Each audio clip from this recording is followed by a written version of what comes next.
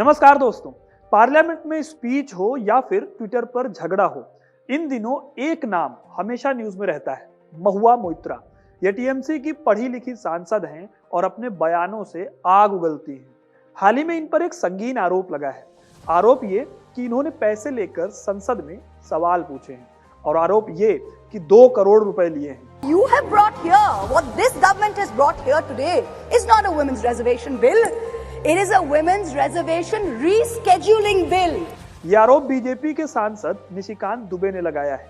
उनका कहना है कि महुआ मोइत्रा ने दर्शन हीरानंदानी नाम के एक बिजनेसमैन के कहने पर संसद में गौतम अदानी के खिलाफ सवाल पूछे हैं और उसी के बदले इनको रिश्वत दी गई। यानी कि ये पार्लियामेंट का कैश फॉर क्वेश्चन स्कैम है। यही नहीं दोस्तों, कहा यह भी जा रहा है कि महुआ ने अपने पार्लियामेंट का पासवर्ड भी हीरानंदानी को दे दिया था। अब आप में से बहुत सारे लोगों को ये पता होगा कि ये मामला किसी कोर्ट में नहीं बल्कि पार्लियामेंट की एथिक्स कमेटी के पास है, क्योंकि पार्लियामेंटेरियन यानी कि जो एमपी होते हैं उनका मामला पार्लियामेंट में ही चलता है। सो पार्लियामेंट की एक एथिक्स कमेटी में इस केस की हियरिंग चल रही है। अब आप पूछेंगे कि अगर एथिक्स कमेटी में साबित हो गया कि महुआ मोइत्रा ने घूस लेकर सवाल पूछे हैं तो उनको सजा कौन देगा और क्या सजा मिलेगी। इसके अलावा ये भी सवाल है कि ये एथिक्स कमेटी क्या बला है, इसे किसने बनाया और क्यों बनाया, इसका काम क्या है और इसके पास कौन कौन से अधिकार हैं। इन्हीं सारे सवालों के जवाब आज मैं आपको देने वाला हूँ। नमस्कार, मेरा नाम है सिद्धार्थ सिंह और स्वागत है आपका हिस्ट्री कनेक्ट में। आपको शायद पता होगा कि महुआ मोइत्रा की जांच करने वाली ये कमेटी, इसके अध्यक्ष कौशाम्बी के एमपी विनोद कुमार सोनकर हैं। इनके अलावा कमेटी में 14 और मेंबर हैं। इसमें से 6 बीजेपी के मेंबर हैं, 3 कांग्रेस के, 1 शिवसेना से, 1 वाईएसआर कांग्रेस से, 1 जेडीयू, 1 सीपीआईएम और 1 बीएसपी से सांसद शामिल हैं। ये सारे लोग मिलकर महुआ मोइत्रा के केस में सुनवाई करेंगे। इस केस में क्या होगा ये तो बाद में पता चलेगा, लेकिन उससे पहले अभी यही जान लेते हैं कि एथिक्स कमेटी की जरूरत ही क्या है और ये कब बनी। तो देखिए, जब हमारे देश को नई नई आज़ादी मिली थी तो हमारी संसद और देश की जो विधानसभाएं हैं उनमें कई ऐसे लीडर्स आए जो देश की आज़ादी से जुड़े हुए थे। इन नेताओं की जो भाषा होती थी, इनका जो व्यवहार था वो काफ़ी सभ्य था।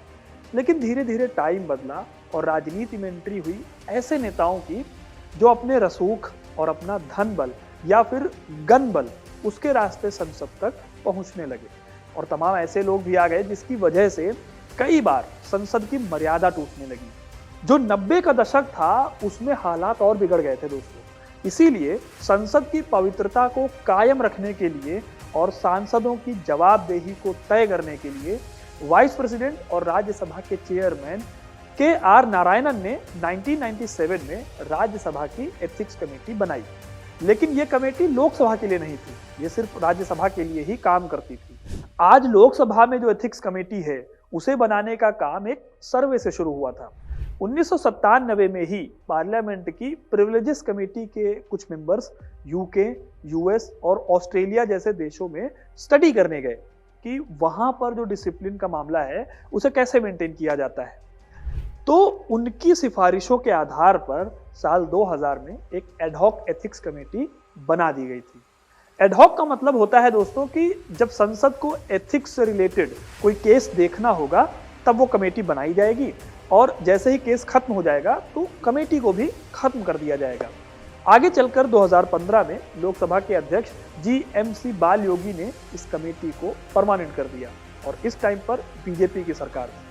तो ये तो हुआ कि कमेटी बनी कैसे, लेकिन महुआ मोइत्रा का मामला इसके पास क्यों है और किसी और कोर्ट के पास क्यों नहीं, तो इसका जवाब भी हम आपको पहले ही दे चुके हैं कि वो एक सांसद हैं और उनकी शिकायत एक दूसरे सांसद ने की, इसलिए मामला संसद की कमेटी के पास है। अब सवाल ये है कि इसमें निशिकांत दुबे का रोल क्या है। तो उससे पहले ये भी जानना जरूरी है कि इस कमेटी के पास मामले कैसे पहुंचते हैं।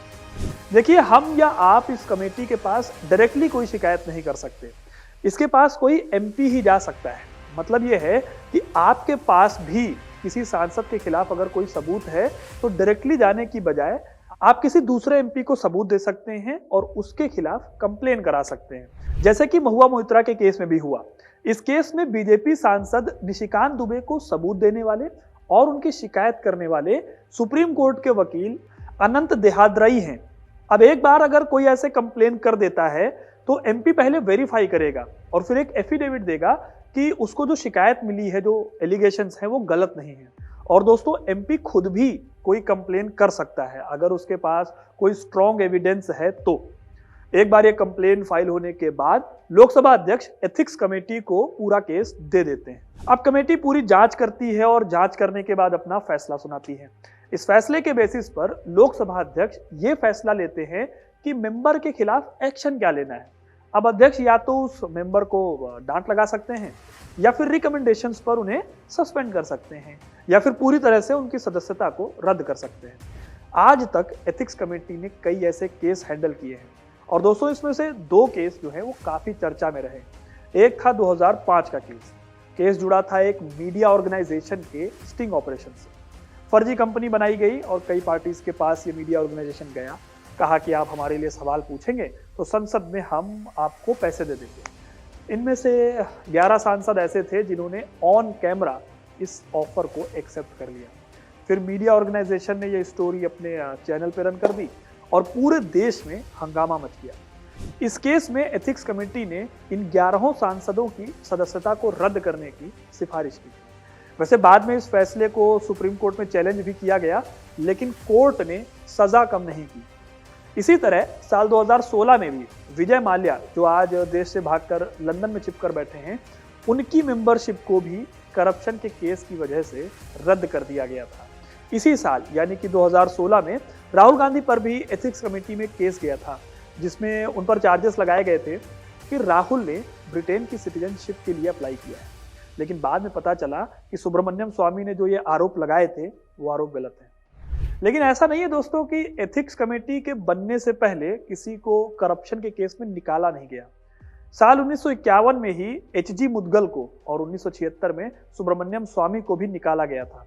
यहां तक कि दोस्तों, प्रधानमंत्री इंदिरा गांधी को भी 1977 में करप्शन के केस में संसद से निकाला गया था। हालांकि बाद में उनकी सदस्यता जो है वो बहाल कर दी गई थी। दोस्तों, अब सवाल ये है कि महुआ मोइत्रा का क्या होगा। तो अभी ये प्रोसेस लंबा चलने वाला है। पहले सुनवाई होगी और फिर फैसला आएगा। इसमें महीनों भी लग सकते हैं क्योंकि कमेटी के पास कोई डेडलाइन नहीं है। लेकिन अगर उन पर आरोप सही साबित हो जाते हैं तो उनकी सदस्यता खतरे में पड़ सकती है। और उनके खिलाफ सबूत कितने स्ट्रांग हैं, इसका अंदाजा आप इसी बात से लगा सकते हैं कि महुआ मोइत्रा से उनकी पार्टी टीएमसी ने भी किनारा कर लिया है। जैसे कि कह दिया हो कि एकला चलो रे। तो अब देखना होगा कि इस केस में क्या होता है। आपको क्या लगता है, महुआ मोइत्रा के साथ क्या हो सकता है इस मामले में? हमें कमेंट करके ज़रूर बताइएगा। वीडियो को लाइक और शेयर करना ना भूलिएगा और ऐसी इंटरेस्टिंग स्टोरीज के लिए हमारे चैनल हिस्ट्री कनेक्ट को सब्सक्राइब जरूर कीजिएगा।